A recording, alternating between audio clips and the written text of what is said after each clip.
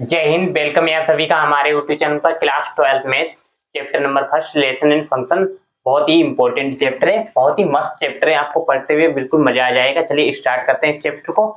तो बहुत ही बेसिक से मैं आपको यहाँ पर एक एक चीज समझाने वाला हूँ, बने रहिएगा वीडियो पर। चलिए स्टार्ट करते हैं chapter number first relation and function, जिसको हिंदी में बोलते हैं संबंध एवं फलन। जिसको हिंदी में बोलते हैं संबंध एवं फलन। बहुत ही अच्छा चैप्टर है, हर साल बोर्ड में इससे क्वेश्चन आते हैं। चलिए स्टार्ट करते हैं। सबसे पहले इसमें आता है रिफ्लेक्सिव टाइप्स ऑफ रिलेशन। इसमें पढ़ेंगे रिलेशन कितने प्रकार के होते हैं, types of relation. Types of relation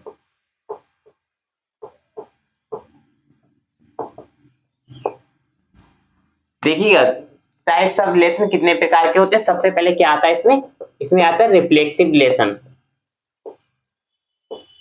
reflexive relation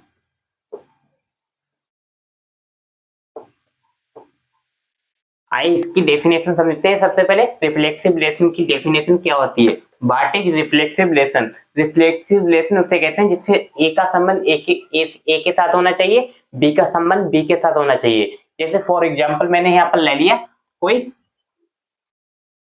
मैंने यहाँ पर समुच्चय बना लिया, ए से ए में परिभाषित है संबंध आर में,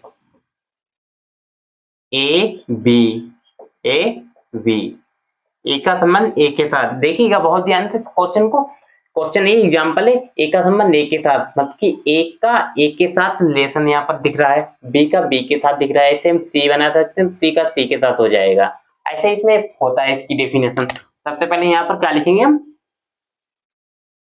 इसको हिंदी में लिखना चाहे हम लिख सकते हैं। इसको स्वतंत्र संबंध कहते हैं हिंदी में, स्वतंत्र संबंध।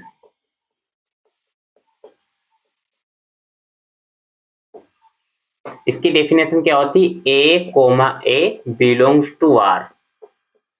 क्या होता है दोस्तों, a comma a belongs to R, मतलब कि ए का रिलेशन ए के साथ होना चाहिए। उसी को हम क्या बोलते हैं, रिफ्लेक्सिव रिलेशन बोलते हैं। इसको हिंदी में बोलते हैं स्वतुल्य संबंध। आई थिंक नेक्स्ट आपका आता है वो symmetric relation. What is symmetric relation, क्या होता है ध्यान से समझिए। सेकेंड वाला होता है सिमेट्रिक रिलेशन। इसको हिंदी में बोलते हैं सममित संबंध।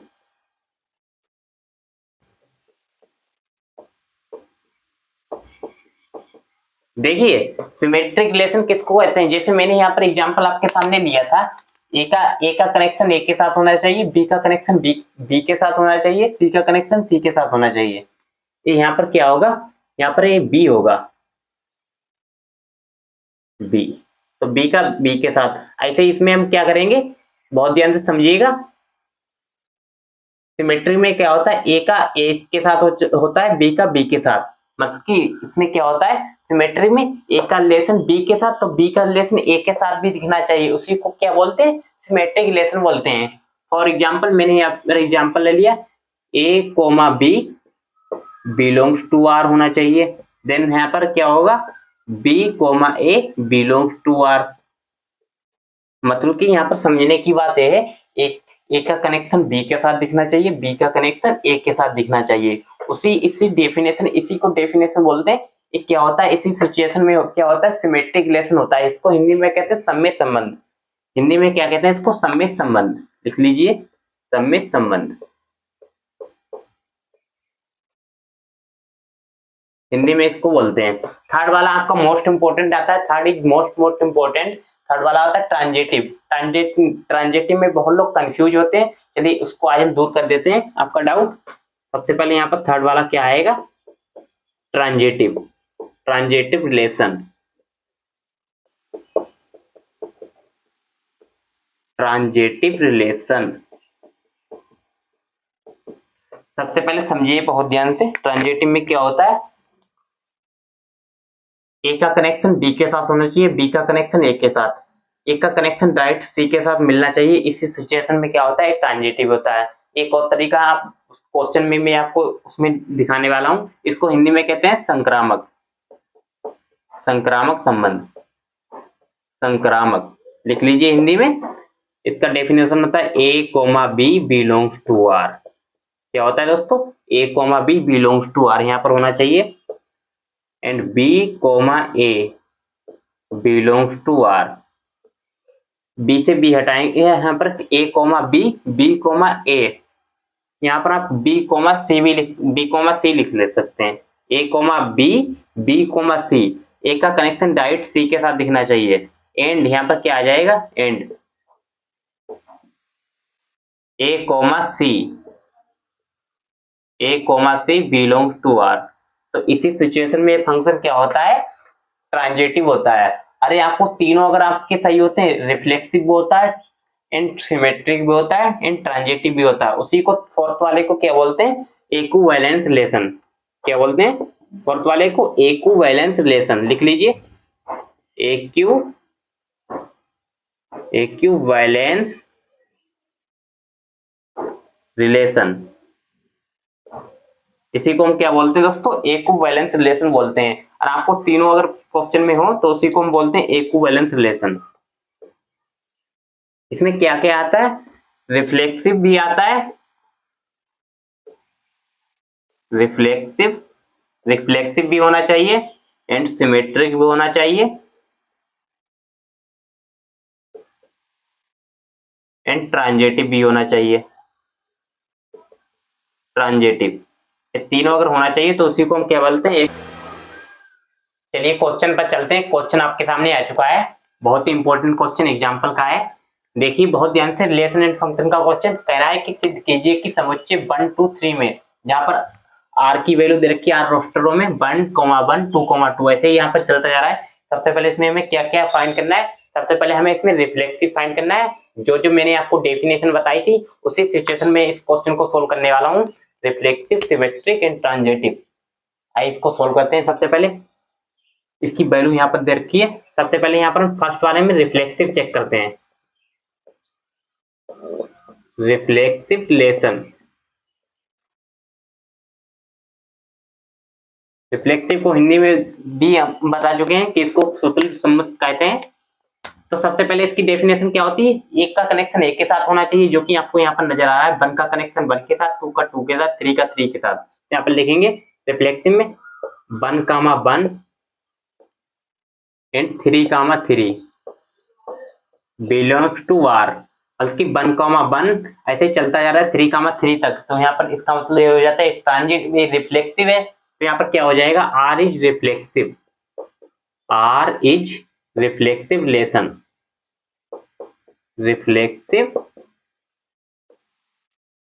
रिलेशन। तो आर इसका क्या मतलब हो जाएगा, रिफ्लेक्टिव रिलेशन हो जाएगा। Why are you reflective relation, because यहाँ पर 1, 1, 2, 2, 3, 3 मैंने आपको डेफिनेशन भी बताई थी इसकी, यानी कि क्या होता है इसका मतलब 1 2 3 1 2 3, 1 का कनेक्शन 1 के साथ, 2 का 2 के साथ, 3 का 3 के साथ, ऐसे ए दे रखा है संबंध आर में। तो दोस्तों यहाँ पर मुझे ये मिल रहा था, तो इसका मतलब ये हो जाता है रिफ्लेक्टिव रिलेशन है। तो आई होप आपको यहाँ तक फर्स्ट वाला समझ में आ गया होगा। ऐसे ही ऐसे हमें इसमें सिमेट्रिक चेक करना है, what is symmetric relation, a comma b, b comma a यहाँ पर नजर आना चाहिए। आइए उसको भी चेक कर लेते हैं जल्दी से। सेकेंड क्या चेक करना है, सिमेट्रिक रिलेशन।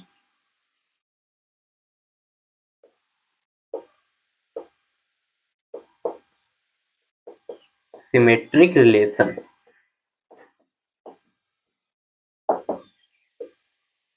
सिमेट्रिक को ऐसे ही चेक करते हैं, बहुत ही आसान। जिसको आपने रिफ्लेक्सिव में चेक किया उसको आप भूल जाइए। 1 का कनेक्शन 2 के साथ रखा है, 2 का कनेक्शन 3 के साथ रखा है। यहाँ पर 1, 2 दे रखा है, बट 2, 1 नहीं दे रखा है, मतलब कि 1, 2 दे रखा है। 1, 2 belongs to R, but 2, 1 does not belongs to R. तो इसका मतलब ये क्या हो जाएगा, ये बिल्कुल भी सिमेट्रिक रिलेशन नहीं है। तो यहाँ पर हो जाएगा, बहुत ध्यान से समझिएगा, 1, 2 बिलोंग्स टू आर हो जाएगा। Then 2, 1 does not belongs to R. मतलब कि यहाँ पर 1, 2 तो नजर आ रहा था, लेकिन यहाँ पर 2, 1 नहीं नजर आ रहा था, इसलिए क्या हो जाएगा, R is not symmetric relation, R is not symmetric relation. तो आर यहाँ पर क्या निकल कर आएगा, आर जो है सिमेट्रिक रिलेशन नहीं है, बिकॉज यहाँ पर भाई यार यू नॉट सिमेट्रिक रिलेशन, 1, 2 दे रखा है, बट 2, 1 नजर नहीं आ रहा है, तो कैसे हो जाएगा रिफ्लेक्टिव दोस्तों। जाहिर सी बात है R is not symmetric relation, R जो है सिमेट्रिक रिलेशन नहीं होगा। तो ऐसे ही थर्ड वाला भी चेक कर लेते हैं। थर्ड वाले में मैंने आपको क्या इसकी डेफिनेशन बताई थी, इसका सिमेट्रिक भी सिमेट्रिक चेक हो गया, देन यहाँ पर हमें ट्रांजिटिव भी चेक करना है।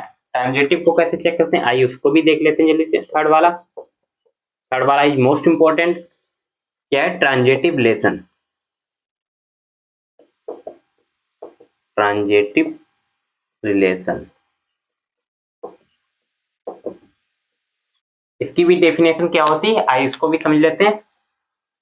देखिए 1, 2 दे रखा है, 2, 3 भी दे रखा है, मतलब कि 1, 2 belongs to R and 2, 3 belongs to R. लेकिन यहाँ पे आप 2 को 2 से 2 यहाँ पर हटाएंगे तो 1, 3 यहाँ पर कहीं नजर नहीं आ रहा है, तो यहाँ पर हो जाएगा एंड 1, 3। देखिएगा बहुत ध्यान से समझिएगा, यहाँ पर मैं आपको एक एक चीज बहुत ही अच्छे से एक्सप्लेन करना चाहता हूँ।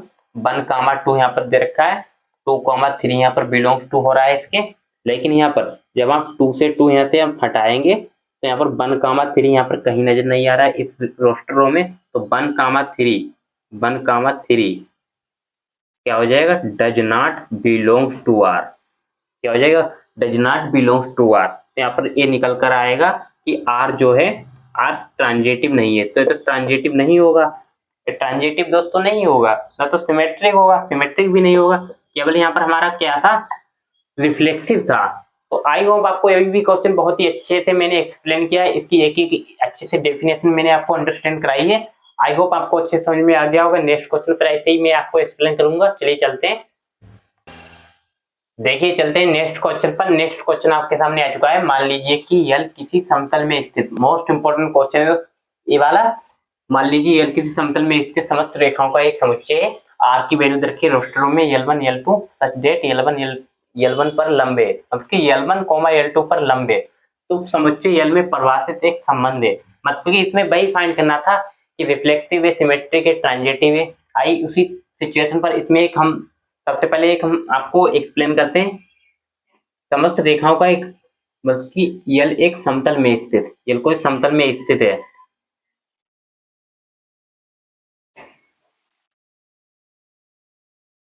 देखिएगा बहुत ध्यान से, ये L1 मान लिया मैंने, इस पर कोई लंब है, इसको मैंने L2 लेट किया, इसको L3, मतलब कि L1 L2 L3।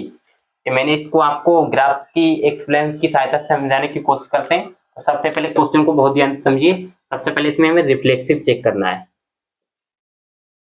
इसका सॉल्यूशन देखिए,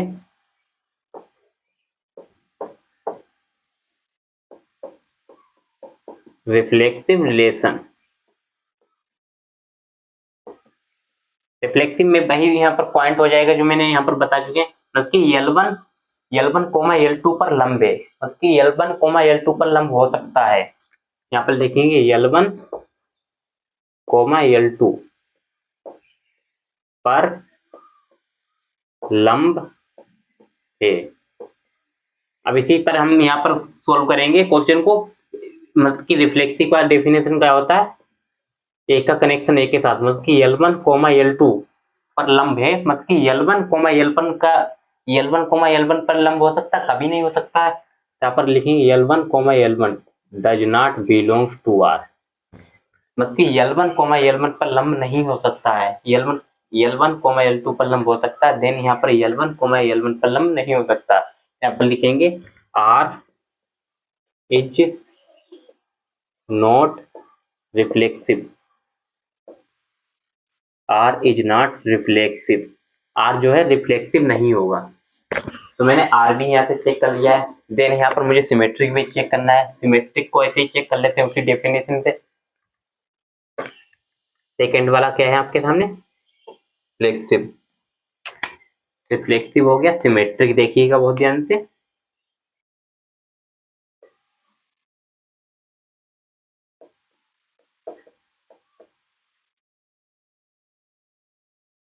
सिमेट्रिक रिलेशन, इसकी डेफिनेशन वही होती है L1, L1 comma L2, L2 comma L1। सबसे पहले यहाँ पर क्या देखेंगे, L1 कोमा L2 लिख लेंगे यहाँ पर, L1 comma L2 belongs to R and L2 comma L1 belongs to R। मत कि इस पर तो लंब हो जाएगा, L1 coma L2 belongs to कर रहा है, L2 कामा L1 पर भी लंब। तो यहाँ पर क्या लिखेंगे, R is symmetric relation, R is symmetric relation, R be symmetric यहाँ से हो जाएगा। देन मुझे यहाँ से क्या फाइंड करना है, सिमेट्रिक हो गया, ट्रांजिटिव भी फाइंड कर लेंगे यहाँ से, थर्ड वाला ट्रांजिटिव, ट्रांजिटिव रिलेशन। ऐसे ट्रांजिटिव को फाइंड करते हैं, उसकी L1 कोमा L2 भी रखा है, यहाँ पर लिखेंगे L1 comma L2 belongs to R, then L2 comma L3 belongs to R। यहाँ से L2 से L2 यहाँ से हटाएंगे, L1 कोमा L3 यहाँ पर आ जाएगा।